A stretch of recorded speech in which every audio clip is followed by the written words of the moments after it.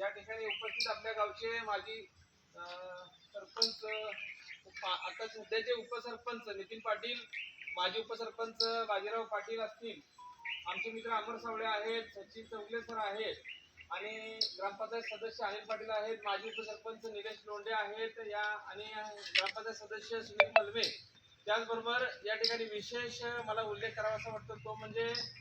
आपण आज सायकल फेरी किंवा आज गावाला संदेश द्यायचा म्हणून सायकलवर आहे, पण गेल्या काही वर्षापासून सायकलवर असणारे आमचे शंकरनाथ पाटील सर किंवा सावळाराम माळी या ठिकाणी ते नेहमी सायकलचा वापर करतात आणि ते आज या रॅलीमध्ये या ठिकाणी उपस्थित झालेले आहेत. त्याबद्दल मी त्यांचं मनापासून या ठिकाणी स्वागत करतो.